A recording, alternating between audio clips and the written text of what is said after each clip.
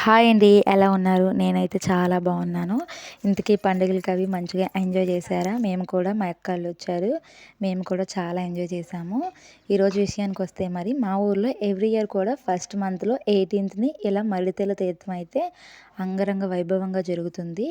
చాలా బాగుంటుందండి. ఎద్దుల పందాలు అవి జరుగుతాయి. చాలా ఎంజాయ్ చేస్తాము. మా అక్క, నేను అయితే ఇక్కడ టెంపుల్‌కైతే వచ్చాము. మర్రితెల్లి దగ్గరికైతే వచ్చాము. మేమైతే చక్కగా దర్శనం చేసుకున్నాము. చాలా అర్పించెదమమ్మ మరిడమ్మా నిన్ను నమ్మి సమ్మతించే వేడదమమ్మ. మా ఊర్లో ఫేమస్ టెంపుల్ మర్రి తల్లి. చాలా అద్భుతంగా ఉంటారు. తల్లిని చూసిన కొలది చూడాలనిపిస్తుంది.